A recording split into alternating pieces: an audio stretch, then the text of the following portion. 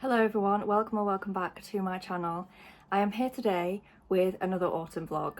Probably the last autumn vlog maybe, depending on when I upload this, before we start getting into Christmas. I'm so excited. But I do love autumn. I think autumn's my favourite season, but Christmas is like my favourite occasion. Not even Christmas Day, I love the lead up to Christmas. Anyway, not what this video is about. I've got a couple of exciting things to show you already. The first one is the book I started reading last night. So I started reading a few pages of this whilst I was watching the Great British Bake Off last night. People Watching by Hannah Bonham Young. What better book to read in an autumnal video? This is like the most autumnal looking book ever. I'm literally on page 22, so I don't have a massive amount to say yet. I don't know what the meet cute is going to be. They haven't met yet.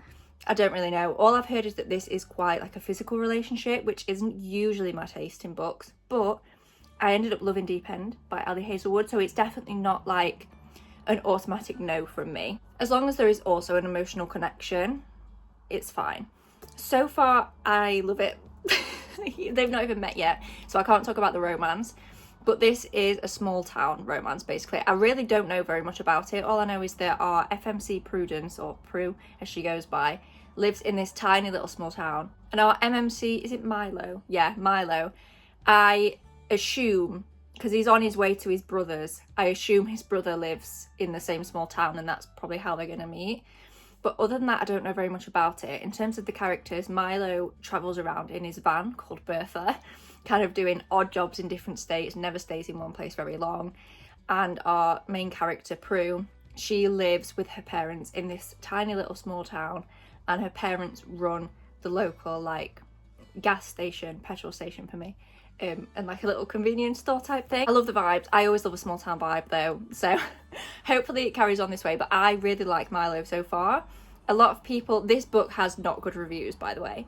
I've seen a couple of people like it, but they're kind of in the minority. Most of the people I watch really didn't like this book, so I am a bit nervous going into it, but I really love Milo already, and a lot of people have said that they didn't like him and that's why they didn't like the book.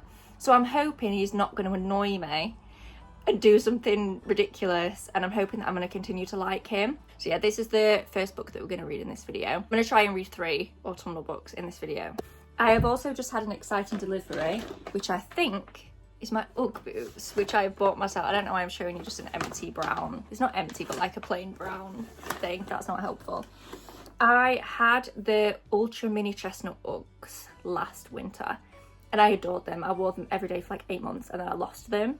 You might be thinking, how did you lose them? Basically, there was an incident in which a child in the family was poorly, and I have a very big phobia of said type of poorly, and I wasn't sure if any of the poorly had gone on my boots or not. So I whacked them in a carrier bag and put them in the garage and figured I'll leave them in there for like a week for the germs to evaporate and then I'll wash them. I didn't want to put them like in the washing machine. I was like, I'll let them air in there and then I will clean them and disinfect them once the germs are like not there. I didn't want to touch them. Anyway, no one needs to know the details. And then I think when we cleaned out the garage, they accidentally got thrown away because I just put them in a carrier bag and tied them up. It probably looked like it was a bag of rubbish. So I was a bit gutted about that because these are not cheap, hence why I have put off buying them for so long. But I can't do another winter without these guys. I literally wore them every day. I adore them, and it is a lot of money, it really is. But I know that I will wear these and I know that they last really well. As I said, I wore them every day for like 8 months and they still pretty much look brand new. So I know that these will last and that I will get use out of them and I won't lose this pair, so that I can wear them for years to come. I absolutely do not intend to buy a new pair of Uggs every year. Anyway, let's open them because I am so excited to have these back in my life. They're even more beautiful than I remember. As I said, I went for the chestnut colour. I love this colour. They have more colours this year than they did last year, but I still went for the same ones because these just, I love like a really warm tone brown. And I know these go with a lot of the outfits I wear because they're the same outfits as last year. So yeah, these are the ultra mini ones. So they're like, not the like ankle boot. They come like around like your ankle bone kind of area, which is perfect. I absolutely adore them. So I'm so excited to have these back in my life.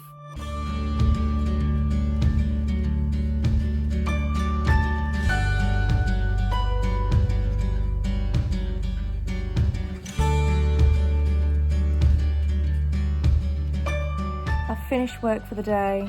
I've got my electric blanket on. I've got my ASMR room on. And I'm going to read Some People Watching by Hannah Bonham Young. Chef's kiss.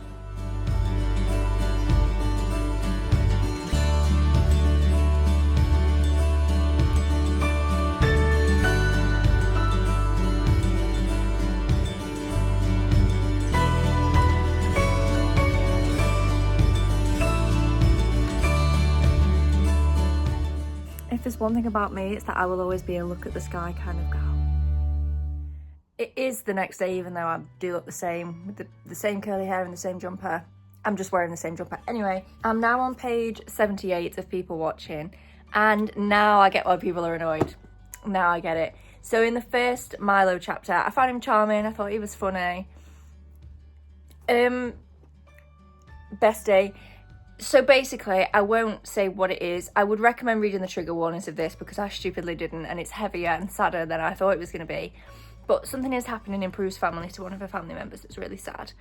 And Milo knows this full well. He's seen it. He's been told and he has seen it himself. So he is very aware of the situation with Prue's family. And still, he keeps saying in his chapters, like in his head, I just want to get under her skin. I want to rile her up. Like, do you not think she's going through enough? Like, this girl is going through it. Do you not think she's got enough on without you being a bit of a coercive arse? I just think I would get it and I would like it if he was thinking, oh, I want to distract her. Like, I want to cheer her up. I want to spend time with her so I can distract her. And do you know what I mean? That would make sense. It's the language of when he's saying, I want to rile her up. Why do you want to rile her up? Why do you want to make her angry? She already is so clearly desperately sad. Why do you then want to anger this poor girl? She's going through enough. In order for me to continue to like Milo, I'm giving him the benefit of the doubt because I am only on page 78. But in order for me to continue to like him and find him funny and charming, I'm going to need to see a lot of sympathy from him. Alongside that, like, fair enough if he wants to tease her a bit and try and be funny, but that's going to need to come with a lot of sympathy for her situation, and he's going to need to know when to stop, or else he's really going to irritate me.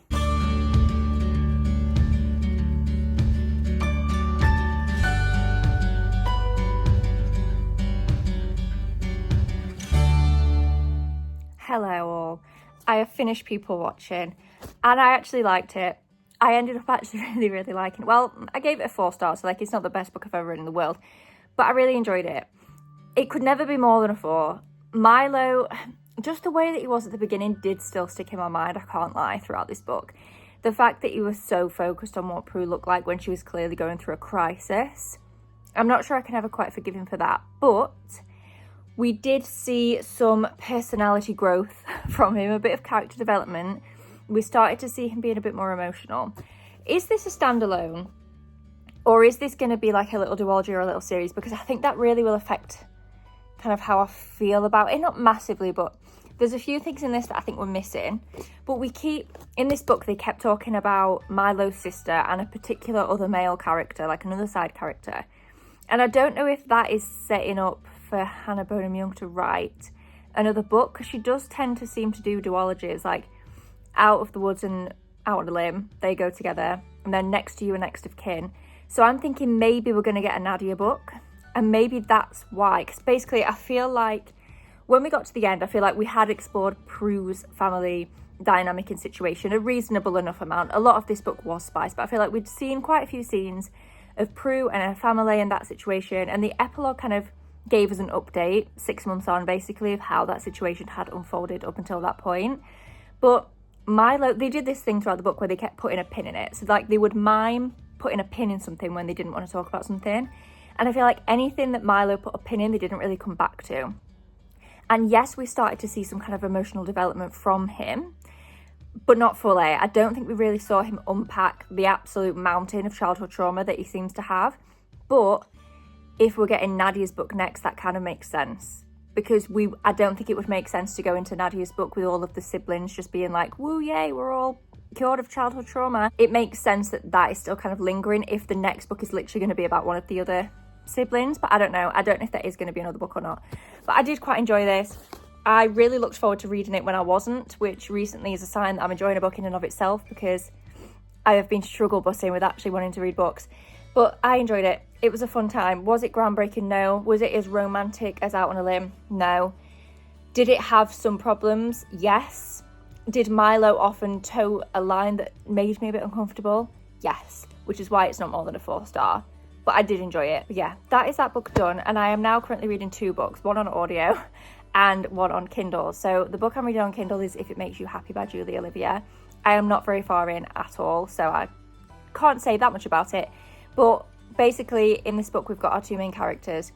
One of them, her mum has just passed away, and she's also getting a divorce. Her, not the dead mum. Mum has passed away. FMC is getting a divorce at the same time. Her mum used to run, before she passed, a B&B in a very small town, and the FMC's dad basically just can't fathom the thought of going back there without her mum.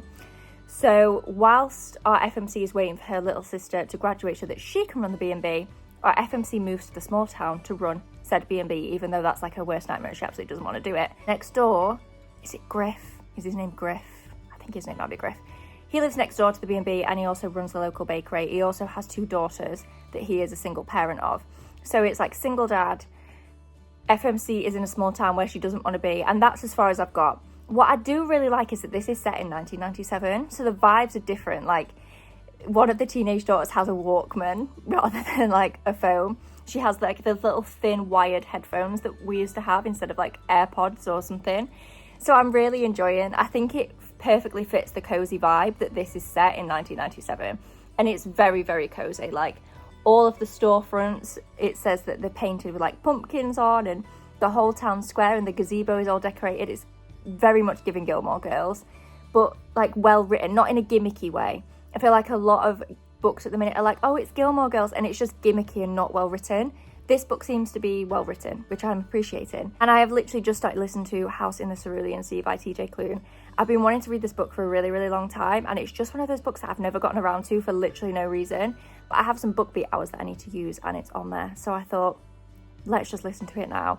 The premise of this one is that we've basically got this magical, like, is it kind of, I don't know if it is an orphanage. I'm literally on like chapter 2, so I don't know yet. Like a magical home, basically, where children live who have abilities. And all that has happened so far, all that I know about the premise, which isn't what I was expecting because I didn't read the back.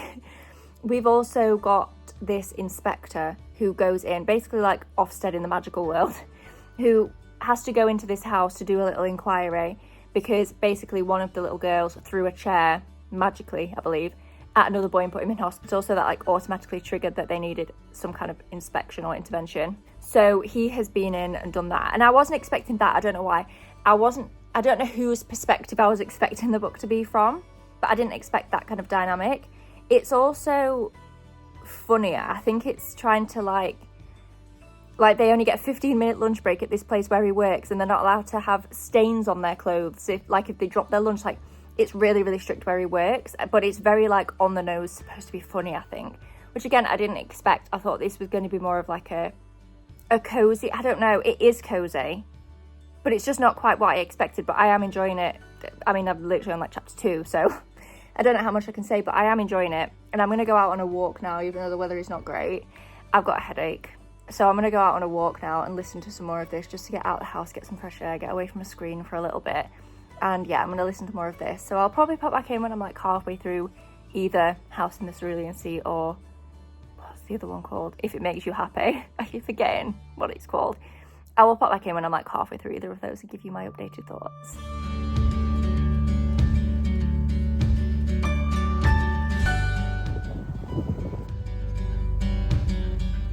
Please excuse everything about this clip.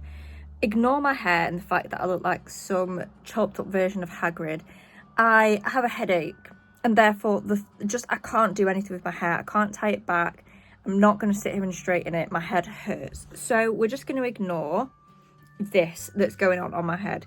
Also, my clothes are drying in the background. We're not putting everything in the tumble dryer. We're in a cost of living crisis, babe, and we're thinking of the environment. So I am now 67% through the House in the Cerulean Sea. And I don't have a massive amount to say other than it's still very different than what I was expecting. And I'm still struggling to put my finger on why, because every time I think, oh, it's not as wholesome as I was expecting, but it is quite wholesome. It's not as sweet as I was expecting, but it actually is really sweet. It's not as cozy as I was expecting, but it actually is very cozy. It's just tonally very different. I didn't expect it to be so witty and funny, and I'm not complaining at all that it's witty and funny. I would rather that than it be boring. I expected it to be a bit more of like a school vibe, I suppose, and like a bit more of a magic system, and it definitely isn't that. Basically, all of the kids have quite different abilities or different strengths. Like one of them has octopus arms, and one of them is technically, I think, a gnome. Yeah, it's just different than what I was expecting, but it is good. It's enjoyable. It's like the right amount of plot, I think, that we've got something to follow and something to be interested in, but it's not too much. The stakes, like at the beginning, the stakes were quite high, but you very quickly realise that things aren't as bad as they kind of initially seemed, and it is quite a sweet, heartwarming story. I'll probably just pop back in now when I finish. I don't have massive thoughts about it. It's just quite an easy book to read. Not a massive amount is happening, but not in a bad way. It's kind of, you're just following this inspection that Linus is doing of this orphanage and his day-to-day kind of activities and interactions with the kids. I have no idea what I would rate it at this point. Absolutely no idea. I'm just gonna have to see how it ends. No clue. But yeah, I'll come back to you now when I finish this one and let you know my final thoughts. Oh, actually, I might as well talk about if it makes you happy while I'm here. I'm now about 25-30-ish% through that one, and Griff's getting on my last nerve. He's nice, like he's not mean, don't get me wrong, but I am also finding him really annoying. But he's not annoying in a mean, cruel way at all. Like, he's very, very sweet, constantly making a joke out of everything. Like, he intrudes a bit on people's personal space, like he stands too close or leans in too close, and that really annoys me. I'm really hoping that as they both start to kind of, I don't know, unpack their pasts a little bit more, that things will get a bit more deep and a bit more emotional, and we'll have a bit less of this like constant silliness. We've not really seen him be capable of being serious at this point, even with his kids. Like when his kids are doing things wrong, the way that he kind of parents them is, I don't know, like I'm not judging it, I'm not a parent, I'm not saying he parents them wrong at all. He clearly has a very strong relationship with his kids, so like it's obviously working. But even when they do something quite wrong, like he's just not serious. Like he just laughs it off and kind of lets them do whatever. I don't know. I'm not sure on him yet. But I like Michelle. I like the vibe of the book, as I said before. I love that it's set in the 90s. I just adore that. I think it's really lending itself to the whole like autumnal plot. It makes it feel really nostalgic, even though I wasn't actually born in 1997. I was born in 1998. So I technically wasn't even alive, but I just love the vibe. Love the vibe. It feels very nostalgic. I'm sorry for the bad lighting. I just need to talk about this book for a minute. So I'm currently sat reading If It Makes You Happy. And I mentioned before that Cliff was annoying me. He's still getting on my last fucking nerve, to be frank. I'm finding him really jarring. But I'm realising that it's not entirely his personality's fault. I said before, I think that this book seems well written, and to a point it does. However, there seems to be some phrases, a lot of authors do this, there seems to be some phrases that Julie Olivia has latched onto and keeps repeating. And pretty much all of them that I am picking up on are to do with Cliff.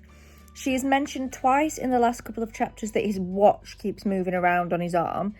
And like, she's clearly not foreshadowing anything here. Just when she's describing his movement, she keeps mentioning that his watch is like a bit loose, so it moves up and down. Like, yeah, okay, I got that the first time. Why do you need to tell me about his watch again? Like, I get it.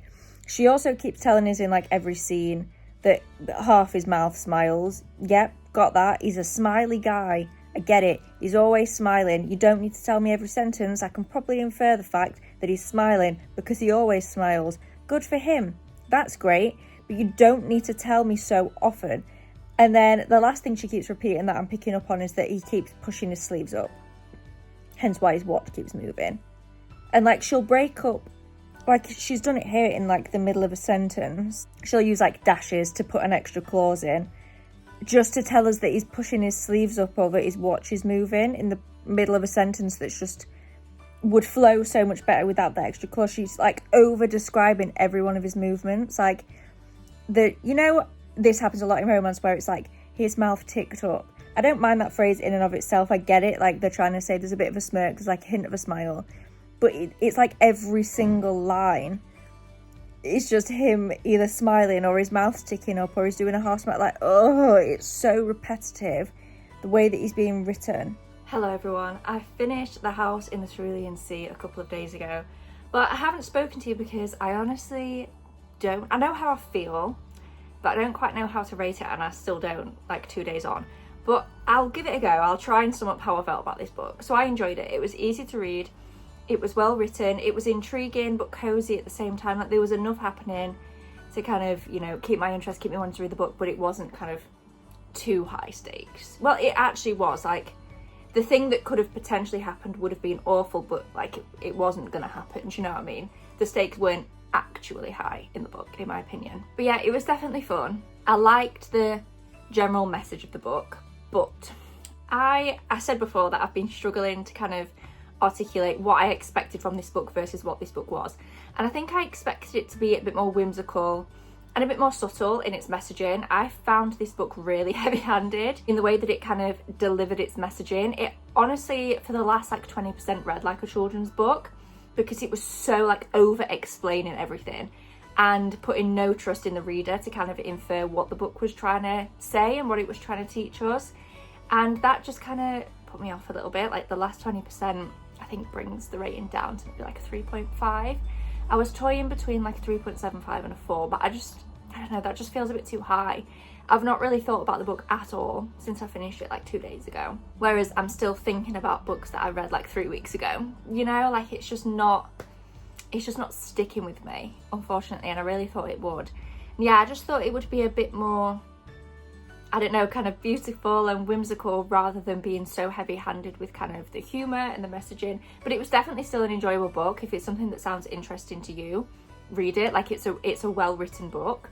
It just wasn't, I don't know, it just didn't quite hit the way I wanted it to, unfortunately. I am now also nearly 50% through If It Makes You Happy. And again, I'm quite conflicted. I love the vibe of the book. It feels like, my friend recently read this and posted her review on Goodreads, and she said that this book feels like a warm hug, and I agree, it really does. This book feels like cozying up under a blanket with the fire on, watching a cozy film in the autumn with a hot chocolate. That's what reading this book feels like. It's so cozy. I again love that it's set in the 90s. I think that really adds to the coziness. However, the writing, as I said before, is still repetitive. He is still, the corner of his mouth is flicking up every 3 lines, and it's just, I don't know, it's just repetitive. And I think that's what's making the MMC annoying to me. He is really insecure about the fact that his ex called him annoying, which, like, that makes me sad because he's not a bad guy. Like, you can tell that he's like the loveliest guy, but the way that he's written is making him annoying to me.